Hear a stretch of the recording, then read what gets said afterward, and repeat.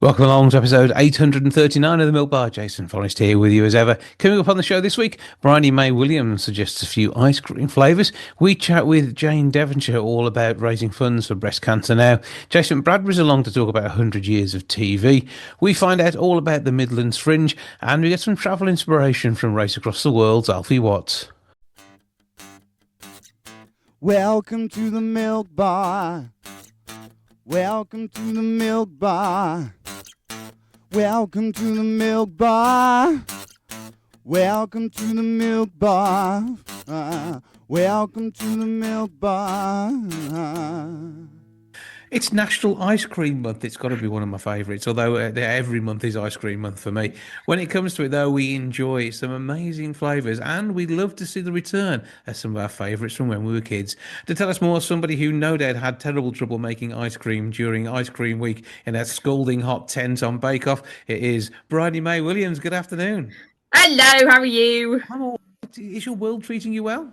Yeah, really good, thanks. I mean, I'm a bit warm, but that's okay because that means it's time for ice cream, doesn't it, when it gets too hot? Absolutely. And when it comes to ice cream flavours, I mean, we all have our favourites. I mean, I can never understand someone who enjoys rum and raisin. I'm more of a honeycomb kind of guy at the moment, but then we all have different flavours we like. Absolutely. I'm a raspberry ripple girl myself. I love a raspberry ripple. But yeah, a lot of people like the classics, but there have been some people who are quite up for trying some more unusual flavors. I'm going to test you to see how adventurous you are on these new ice cream flavors that some people are really up for trying. Okay, so this comes from some research that Cuisinart has commissioned. Here we go. Would you try avocado flavored ice cream? I'd say probably not. No, I'm not a fan of avocado.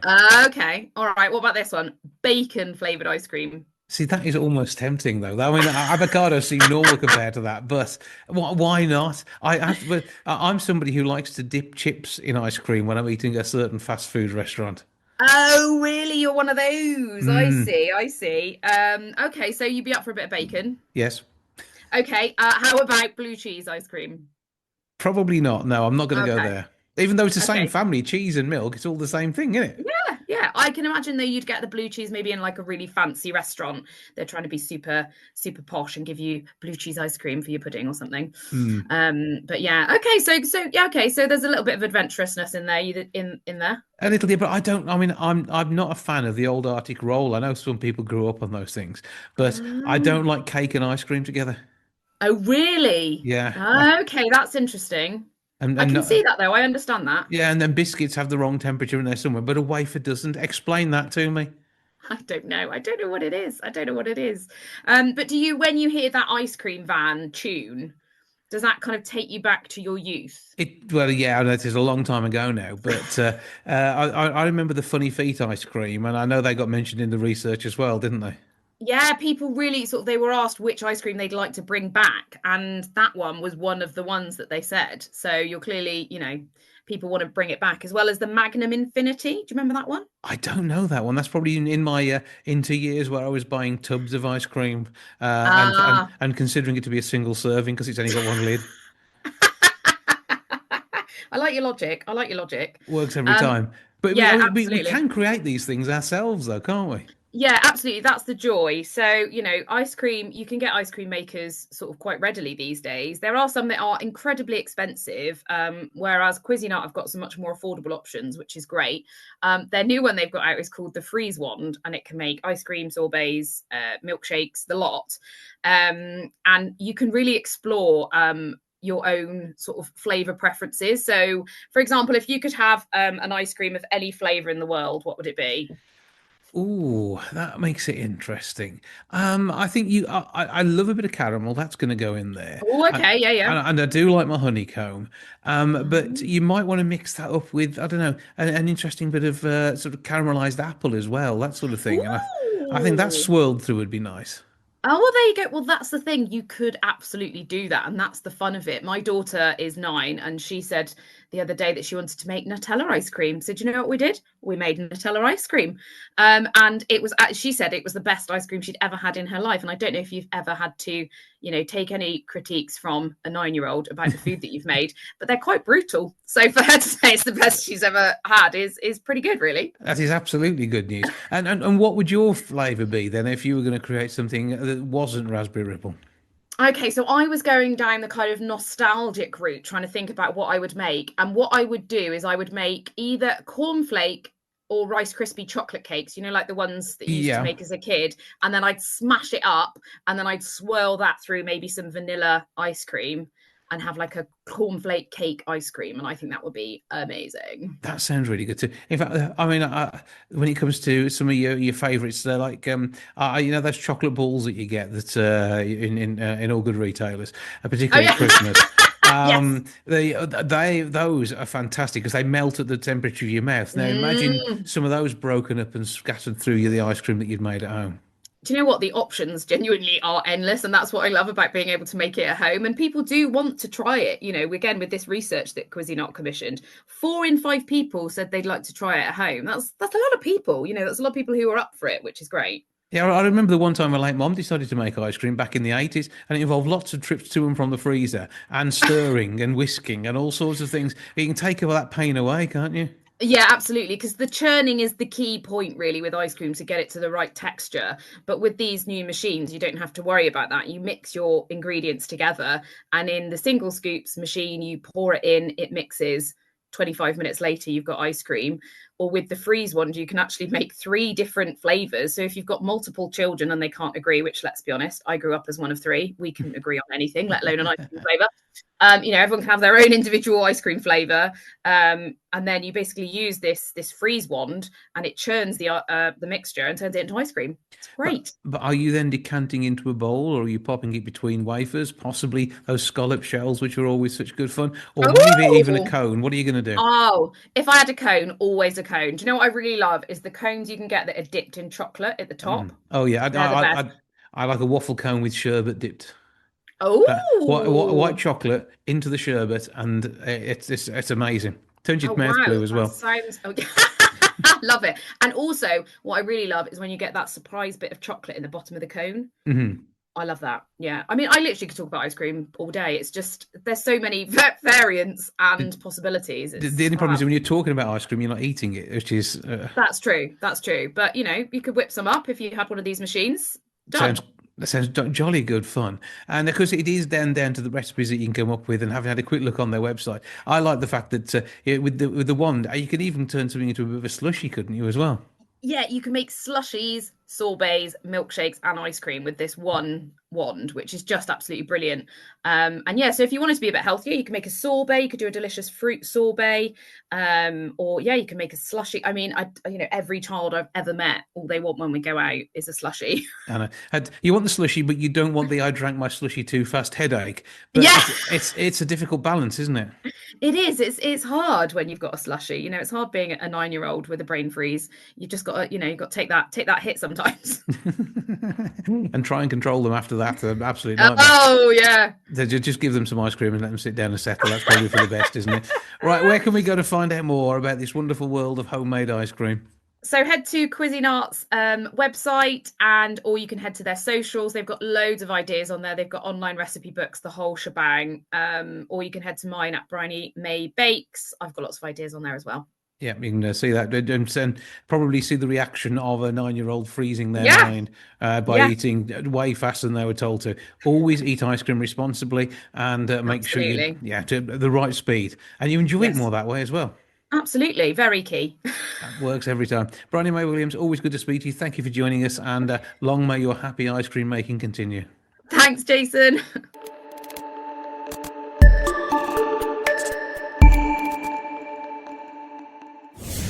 The Wolverhampton Fringe Festival. It's one of those amazing things that's going to take place and inspire and ignite a passion for the arts in our city. The poets, Prattlers and Pandemonilaists, of which I have 2/3 with me at the moment, are behind this whole thing. And let's find out what's going on from them on the 25th, 26th and 27th of July.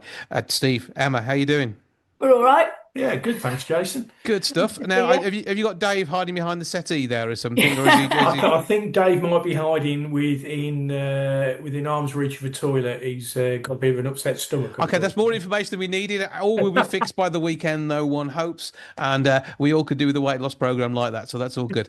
Okay, so what is happening with this fringe thing? We just thought it'd be a really good idea to have a fringe in Wolverhampton, rather than people having to trek elsewhere if they wanted to see it. And also for people who've never been to Fringe or don't know what it is, to have an opportunity to come along and, see what it's about. A little bit of Edinburgh. Right, Yeah. in your own way. So that all sounds good. But it's not just like tassels on the edge of Bentley Bridge, Whitmarines and Tetnall, is it? This is actually a festival in itself, bringing, not only comedy, but all sorts of other things to the stage too. Yeah, absolutely. We've got 15 Fringe shows and 2 headline comedians, and they're going to be on at the Arena Theatre. and we're using 3 other venues apart from the Arena, which are all, 2 cafes and a pub, which is pretty good. Yeah. Sounds fantastic to me. There's going to be a wonderful theatre, 2 cafes and a pub. There's got to be cake, and if people do wish to imbibe themselves in beer, they can. So it's all going to come together from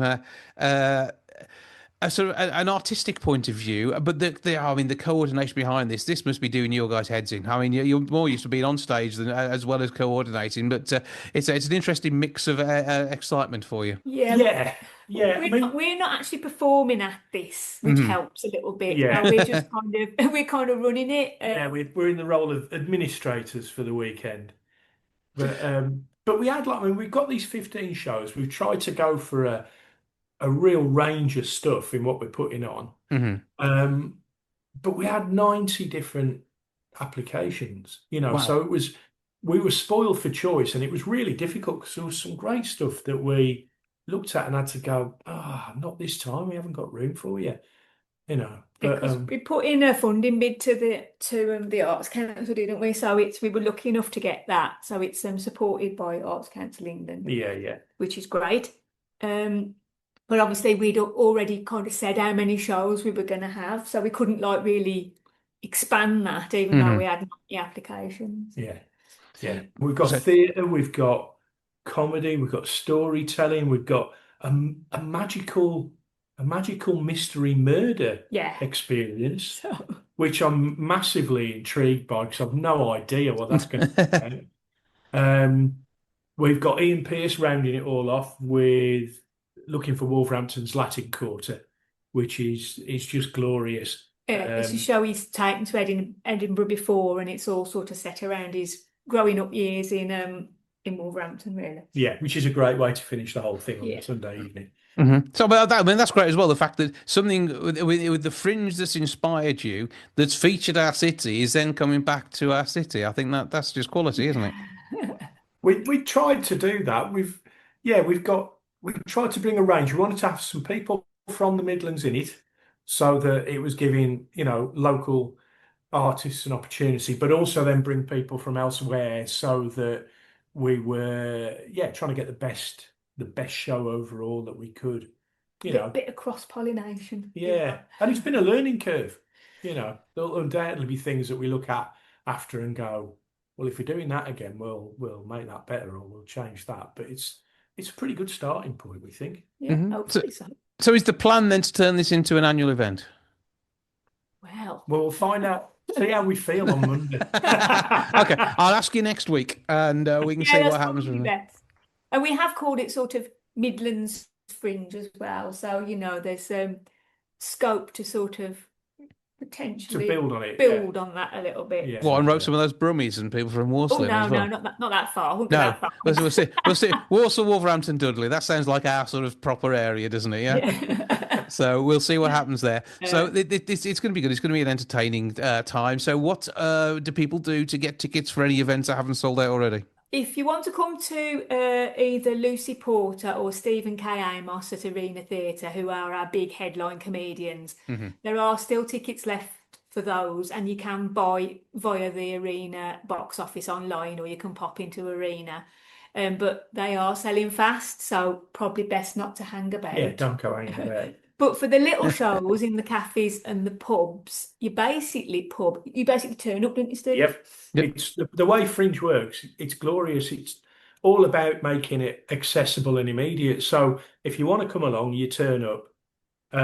We let people in until the venue's full, and also you come in for nothing, but you have to pay to leave. Right? So the way it works, there's going to be, you come in, you watch the show, and then there'll be either the bucket or the hat, and you throw in what you think the show is worth, what you can afford, whatever, and all of that money, every last penny of it, goes direct to the artist. Which is good. It just has that real kind of exchange between audience and artist. You know, if you think something's great and you're like, "My God, I would have paid whatever to go and see that in if you like a proper venue." Then... You wanted to say 50 quid then, didn't you? Wow, I wasn't even going that far. But you know, if you think, God, that's worth 20, great. But if you go, oh, do you know what, mate? I've had a rough week. I've got £1.50 in shrapnel here. That's what you put in. That's what you put in. Well, it's going to be an amazing thing with the Midlands Fringe. So, where do we get the full lineup? What do we do? We've got a website. So the easiest thing, if you go to your search engine and put in Midlands Fringe 2025, we just tried it before we started chatting to you to check, and it came up right near the top. And on that, it explains what Fringe is. It gives you the shows day by day. So on the Friday, there's 3 shows and a comedian. On the Saturday, 6 shows and a headline comedian. And then 6 shows on the Sunday. And it gives you all the lowdown on each of them as well. Yeah. So you can see the different genres. And, you know, there's a couple of them where we've gone, yeah, that's child friendly. And then a couple of them where we've gone, that probably isn't. No, there's some 18+ shows, so you need to be careful and read the ratings before you rock up with your 7-year-old. So on the Friday, the 3 shows that are on are in KT's Cafe, which is a smashing venue. And then on the Saturday, it's a mix between the Cattery and Lichgate. And then they're all in the Lichgate on the Sunday. Yeah. So, yeah. And the ones on Friday as well, we start off with a storyteller. So that's something quite, probably quite gentle and definitely for all the family. Yeah. Then we've got one that I'm really intrigued to see. It's about someone who's been a dresser for stars in the West End and they're spilling the beans in character. So that sounds like it'll be really interesting. And then we've got a show that we've actually seen twice, which is The Tanner, which is a one-man piece of theatre by Alex McSherry, performed by him. And it's just amazing, amazing one-man monologue. Yeah, about William Wallace's Tanner. Yeah. So we met him when we were up in Edinburgh. Not William Wallace. No, not William Wallace. Alex McSherry. He was doing the same venue as us, and he came outside and he was doing the barking, you know, the sort of, hey, come on, and we were just like, okay, yeah, we will, and it was superb. Yeah. Well, it sounds absolutely phenomenal. It's going to be a brilliant 3-day festival, putting the Midlands on the map where we should be and highlighting the wonderful world that is Wolverhampton, because that's the best place in the Midlands, isn't it, to be fair? And we can have a good time with it. Poets, I've got to try this right. Hang on. Poets, what is it? What order do we do them in? Prattlers, Prattlers and Pandemonilaists. Prattlers is the Prattlers. I forgot Prattlers. Poets, Prattlers and Pandemonilaists. Stephen, well, there's only 2 of you out of the 3, so which one do you take on a role each, or is it a third of each? You know, how does it work? It depends from day to day. I think it moves around. That does. Who has the mantle? Steve, Emma, thank you both for joining us. Cheers, Jason. Take care. Now we've got a summer ahead of us, which means hopefully some interesting cream teas to spill the tea on breast cancer and raising funds for breast cancer charity. I'm joined now by Jane Devonshire, Celebrity MasterChef winner. Good afternoon. Good afternoon, Jason. Now, when it comes to an afternoon tea, I mean, are you a strawberries and cream kind of girl, or do you prefer, maybe some of the unusual sandwich fillings, like bacon and marmalade? What's going on? Maybe not bacon and marmalade, though bacon marmalade is good. To be honest with you, I'm not fussy. I like any food, and if somebody else is feeding me and we're having it over a cup of tea, it's even better, isn't it? a joy to share food with friends. Absolutely, and to raise funds for charity with breast cancer now would be a brilliant way of doing it. But their research has shown that there are some unusual sandwich fillings. These are the top 10. Banana and pickle, chocolate and fried egg, that sounds horrible. Chocolate spread and cucumber, I can't see that myself. Bacon and marmalade, as mentioned. Carrot and hummus, I can see that happening. Or egg and mango chutney, that kind of works. But cheese and peanut butter scares me slightly. Peanut butter, banana and bacon, I kind of almost get that one. Crisps with honey sounds fun. Cheese and jam, no, that sounds wrong.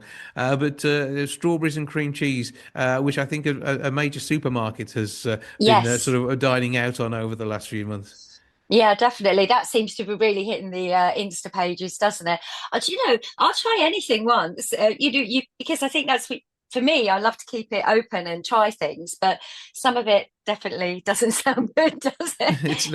It is a bit worrying, but it is all about having a bit of a get together and a fantastic afternoon tea to raise funds for breast cancer now. Something that's been encouraged during the whole of August. And are you having a tea with friends and family? I will be, yes. Every year I support them. I think it's really important. It's lovely. We all get together over August anyway, so to be able to do it, doing an afternoon tea for breast cancer now and raising funds for them just makes it extra special, really. And it's just a lovely way of raising money for this incredible charity and an excuse to get together as well, which always worth it. It's worth it, absolutely. I mean, we should spend as much time as we can with all our friends and family and make the most of these things. If it's downtime, it should be fun time. And this is always better when there's even some unusual sandwiches on offer.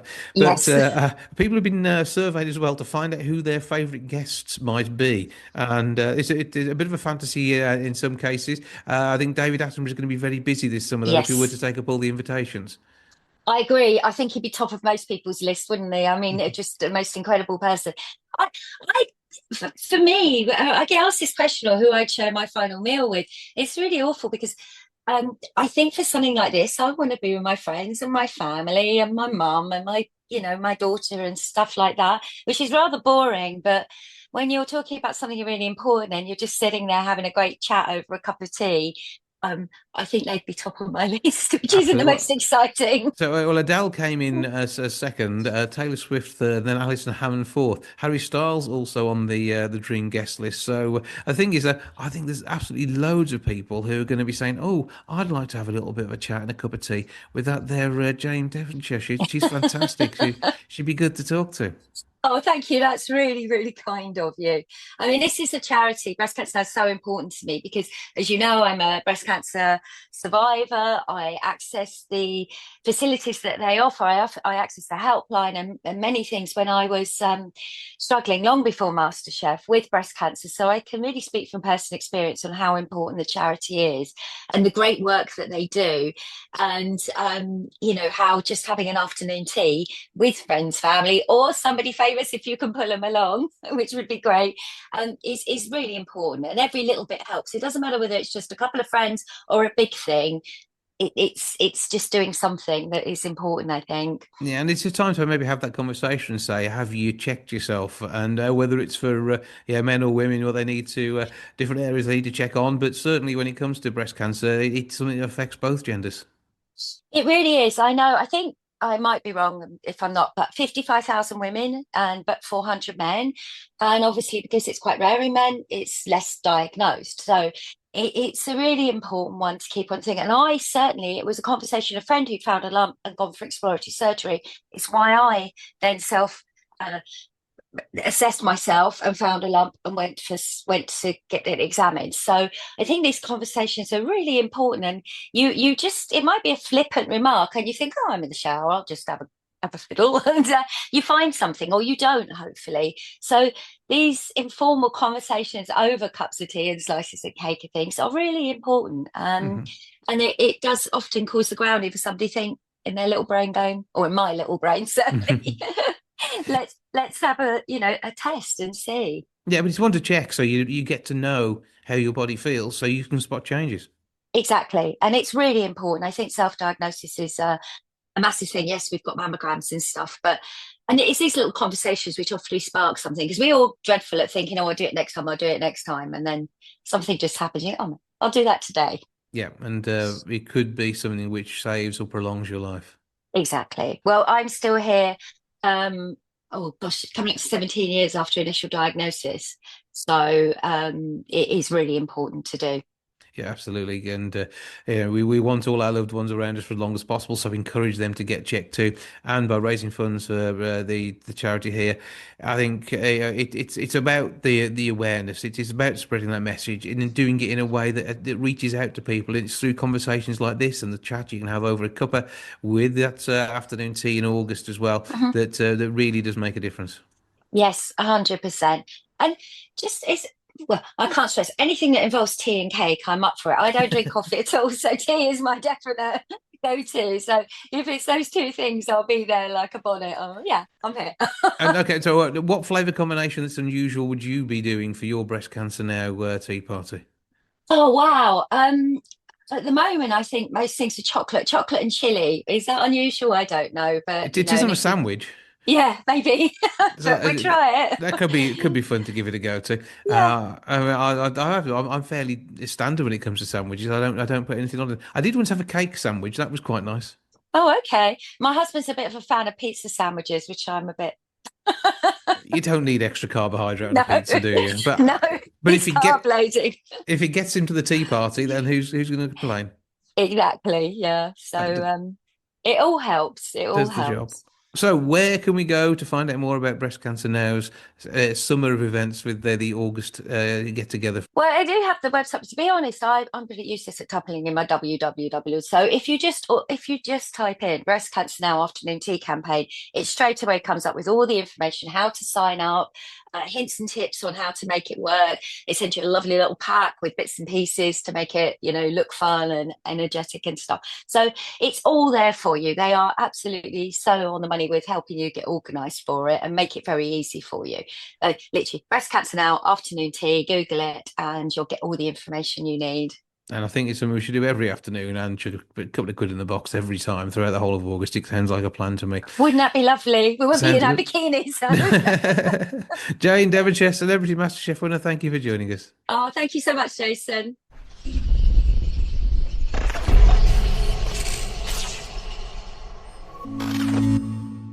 Now, when it comes to getting away, we all want to be a savvy saver, beating the system with millions of us trying to use travel hacks to maximise our getaways and save some money too. Somebody who has not only been 9 times around the world since Race Across the World, but loves a good value getaway is Alfie Watts, winner from the previous series. How are you doing, sir? I am good, thank you. How are you? All good here. Now, I've been following your antics since we last had a natter. You seem to have a great time at a festival in Malaysia. You actually in the UK at the moment? No, I'm not. We are, well, me and two of my friends are doing a road trip of the US, and we're having a great time just outside San Francisco at the moment. Have you actually been in the UK for more than 3 or 4 days recently? No. I'm back on Sunday for 5 days, and then I go again for 4 weeks. It's chaos, absolute chaos. And an amazing lifestyle, but one in which I think we'd all like to emulate, particularly when it comes to travel on our holidays. With 4 in 10 of us considering themselves travel hackers, I think they do something to beat you in the travel market. But what sort of things can they sort of do to help keep the cost down? I mean, there's loads and loads of things, isn't it? I mean, as soon as you start the booking process for travel or a holiday, you're looking to save money as soon as you can. Particularly if it's a summer holiday and you've got family. So it's about looking at when you're booking your flights. Are you booking early? Are you booking in the sweet spot, which tends to be, I find, 6 to 8 weeks before the flight departs? Do you prefer to have just the rest assured that in January you know where you're going and you don't want to have to worry about it throughout the year? Are you booking flights to leave on weekdays because sometimes that can be cheaper? Are you using incognito mode? All of these things can kind of all contribute to having a cheaper experience when it comes to traveling. The incognito mode on your browser is an important one because some of these websites, they do pick up on demand and then put the prices up accordingly. So if they know who, what, where and when, they will try and do something to force you into buying before the price gets any higher. Precisely, and that's how airlines work. They're fully on a supply and demand business model. So if they see that the demand is there, they know they can raise the prices, because ultimately the thing about flights is that there's very often not that many options. So onepoll.com have provided the data here. What else were the standouts for you? I think the standouts were that 18% of people say that they only get their travel hacking tips from social media. find that really hard to believe because I don't know if it's just an age thing or if it's a certain demographic that answered the survey, but I mean, everyone that I know gets their travel hacks from social media. Travel hacks on social media are one of the most viral concepts that everyone wants to nail. So I found that statistic to be really low. And having followed you on social media and seeing some of the stuff that you get up to, I mean, there is always something there. And you're one of those people who enjoys talking about what you've been able to do, and whichever of the brands that you're either working with or have saved you some cash, it's people like you who's shouting about it. Yeah, and and loads of people love doing that now, and that's kind of some people think it's the beauty of social media. I definitely do. Some people don't, but the shareability now, that's probably where the recent uptake of people wanting to travel has come from. Mm-hmm. And it all comes down to using your cards properly when you travel too, to make sure that you keep costs down from sometimes what can be hidden charges from some providers. Yes, so there's definitely a conversation to be had here because obviously some credit card providers will have international transaction fees, but then some won't, and it's really important that you use the ones that won't, because if you can avoid getting cash out at the airport, or if you can avoid using cash machines where they're going to charge you those sort of withdrawal fees and deposit fees, then you can save money actually by just using your credit card. But you've got to be careful if you go into a cash-only society, because then you can get caught out of nowhere. And and this does happen around the world. I mean, there are some places where you might even need to try and find a local app to use. And again, you need to look at the transaction costs on your card when you charge. So, because you will still get charged in the local currency, but you may have to use, say, their app to be able to spend. And if you are in a world where cash is king still, then it's the stuff in your pocket, the folding stuff, which will make a difference. And you've got to be careful how you get that actually out of a hole in the wall. So, I mean, what other fun things have you been doing that would equate to travel hacks of late? So Virgin Red sent me on a challenge, who basically conducted this whole campaign. They sent me from Johannesburg to London to New York exclusively using their Virgin points, which people can accrue with everyday spending. And the messaging behind the campaign was to kind of show people how far you can travel using the beauty of the points. And the good thing is obviously people can save up their points by spending at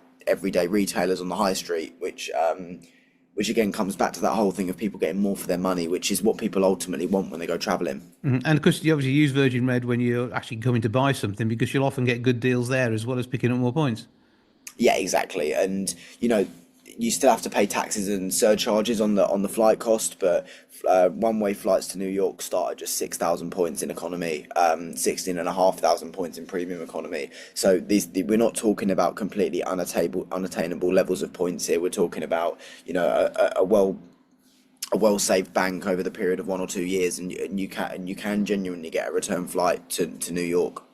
So something which can say bring an extra holiday. It feels just like a holiday hack, but you've got all sorts of ways of spending your points.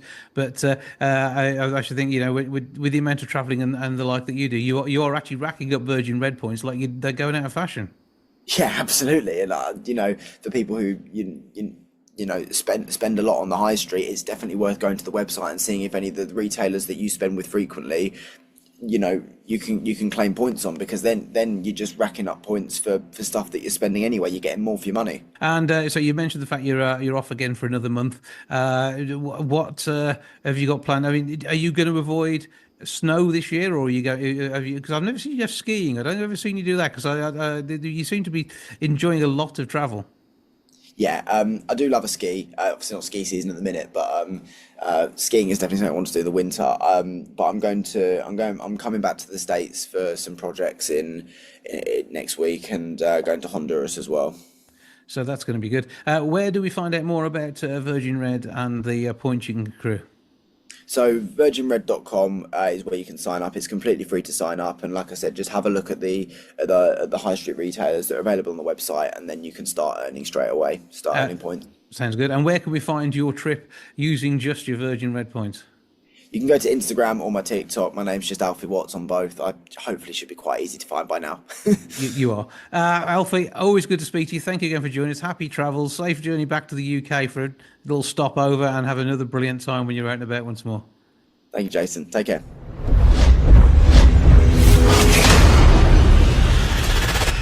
Now, the nation's favourite TV moments have been revealed, and it's every single episode of the Gadget Show ever with Jason Bradbury on it. Actually, there's a load of other stuff as well. Jason joins me now to tell me about the list. How you doing, sir? Yeah, good. I'm hoping it won't be my funeral, actually, because it seems that funerals are very, very popular. Not least Queen Elizabeth's funeral and Diana's funeral. Some of the big, most memorable moments have been those. That and Live Aid, of course. Which, well, yes, with the recent celebrating this weekend. Yeah, I've been marking of that. But it is those moments that bring the country together, which is obviously where Queen Elizabeth II and Diana came in with their departures from this world. But there's things like the Olympics in London in 2012. That was a major TV event. Yeah. I mean, the closest Olympics we've ever got and it became an event we all stayed at home and watched on TV, but or in the cinema in my case. But it was still a TV show on a big screen. But it's amazing when we see these things together, isn't it? Yeah, I think often a cultural event will meld with a technology, and that's when it's a truly big moment. The Queen's coronation being the most obvious early example, but the London 2012, I would say, I mean, this is relatively subjective. It's only my opinion, but the old, is it the red button? I can't remember what colour the blooming button is on the the BBC's output.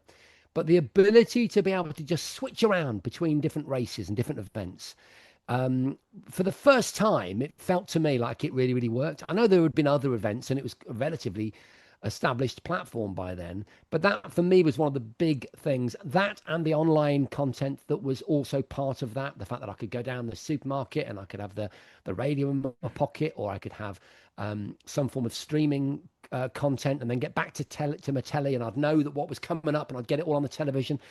Yeah, so I think that's what happens, and there are more contemporaneous examples of that. I mean, I would argue that the recent adolescence phenomenon, that show caught everyone's attention, didn't it? And for a relatively short period of time, everyone was talking about it. So those culturally defining events are very important, but they need to be meshed with a capable technology. Do you know what I mean? Yeah, because things have moved on. I mean, you talked about the coronation. That was probably on a 9-inch screen, 200 and some odd lines potentially, and it's just about visible. Whereas you move through things like the NASA moon landings, the quality of the pictures that came back from the moon at the time weren't that great. Even England versus Germany, they think it's all over moments. Those all before our lifetimes, and things that we still know about and we've seen the footage from. But it doesn't live up to the technology today. And celebrating 100 years of TV and the likes of the TVs we get these days. And I know Samsung have done this research. And the fact that you've got 4K quality as standard these days compared to what it was, it is almost like having a window into the world rather than the way the pictures used to be in the past. I remember when we got 4K into the Gadget Show studio for the first time, and there was some test footage on it, and it was a sizzling steak. And it made me salivate because it was a Pavlovian response to the pure clarity of that. Technologies like QLED, which you may or may not know, it stands for quantum dot light emitting diode, or OLED, organic light emitting diode. But again, we were kids. The LED, the only one of those anywhere near your telly was the one that displayed the numbers, and it was like the little calculator displays. That was the only LED on your telly back in the day. But it is incredible that the old LED is still very much at the center of these technologies. Whether it's the backlit QLED screen or the kind of blacker than blacks OLED, it's still LEDs, although an organic light emitting diode is a slightly different technology. So I think quality is very much at the core of people's buying decisions, but there is something of a kind of TV tech fatigue thing happening. So the research that you mentioned from Samsung did show that almost half of UK shoppers, so 46%, said that they bought a telly without actually understanding what the technology that makes it do what it does actually does. They're sort of overwhelmed by some of the tech stuff. So if you want me to clear any of that up, I'm happy to do it. Go on, because you're used to explaining this for people who aren't into gadgets as much as you're into gadgets. Yeah. So, okay. So you want to aim for 4K. All right. There are other technologies. It goes up to 8K now. You might have noticed in the showrooms, but 4K is a really high quality standard that many of the broadcasters, even the streamers and so on and so forth, can provide content for. And it doesn't really matter how you get the content into it. It might be a Wi-Fi enabled television. It might be streaming. It might be coming through more standard mainstream media broadcast technologies and platforms. But the 4K experience is really important. It's a beautiful way to watch a piece of content. A high refresh rate is always a good thing. I often talk about that, but that's mainly because I'm a gamer. Okay, that's normally measured in hertz. So say 120 hertz would be a really good hertz standard to have on your television. That makes it easy on the eyes, and it means that you don't get any tearing in high movement sequences. Therefore, it's good. That's why it's good for gaming. And yes, and the kind of QLED OLED thing, really, I would say that's down to how much importance you place on the triad color, clarity and contrast. That's what I would say in simple terms, right? So if you want more contrast, then I would argue that the blacker blacks of OLED, if you're a movie buff, for example, that's where I would go.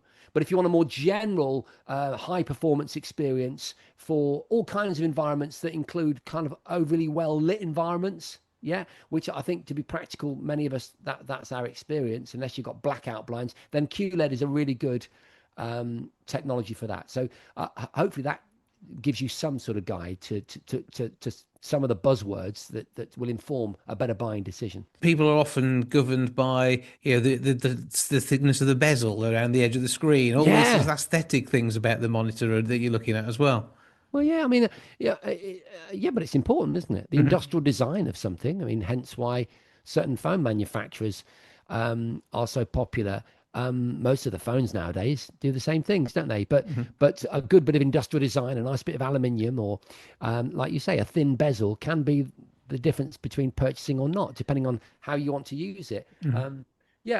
I think the design of a television is important. I would also say the other thing to consider is sound. You can't overestimate the immersive quality of a good sound system. And when a lot of the new televisions, when we change from the cathode ray tube to flat screen through plasma up to LED and now OLED and QLED, one of the things that wasn't initially well catered for was sound. That's not the case now. There's all sorts of really interesting sound projection technologies. But again, it's another thing to think about if you're going into the market to buy a new telly. Yeah, you go out there, you buy your Samsung telly, you're basically putting cinema into your home these days, aren't you? So why not go for the experience? And sadly, so many people aren't going to the cinema, but when you've got a big screen at home, you don't necessarily need to, do you? No, and you don't have a bunch of teenagers throwing popcorn across your set. Yeah, actually, some people's households do have that group of teenagers with the food, but not that I'm decrying the importance of a good cinema experience. I do love that. I've actually just been working on a feature film, would you believe, a comedy set in Skegness, and I thought you were Jason Statham's body double again. Oh mate, God, I wish. And so I'm hoping to find a way of putting that in a cinema. But I agree now. The best, most successful content is being screened in people's homes, and that's why having a little bit more knowledge, maybe spending a little bit more time, and possibly a little bit more budget on the right television is really important. And wouldn't it be great to be able to go back in time and film in HD all of those major events so we could watch them in the finest detail? Maybe that's what we'll do in the future. Maybe we'll use AI to revisit this vintage material and bring it up to modern standards. But based on the way AI behaves at the moment, the Queen won't quite look like the Queen during the coronation. But we will hopefully, fingers crossed, get there. But, it'll be interesting. And what else do you predict for the future over the next 100 years?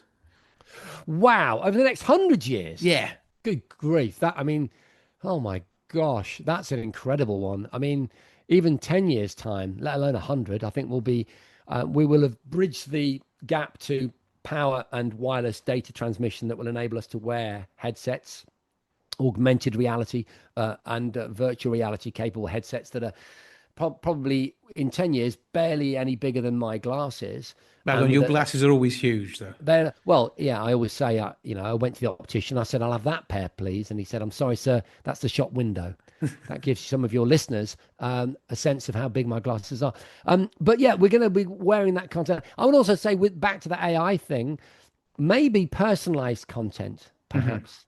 So dramas with a personalized ending, for example, where it's a kind of procedurally generated narrative. But also, I would also argue this, okay? And we've the tender age of whatever I am, 60 plus, 50 plus, that there will be a rollback as well. There always is. And so I wouldn't, predict things too triumphantly just yet, because I do think that the traditional idea of sitting in a front room with a television is going to be popular for a couple of decades. Honestly, I do, because there is something akin to sitting around the fireside, or rather the fire in the forest back in the tribal days. There's something about that communal experience that is very human, and I don't think that's going to change anytime soon. Where can we go for more information on the survey and the tech terms from Samsung? Well, just search Samsung how to choose a TV, and that'll give you all the information you need. And where are we finding you in the world of media next?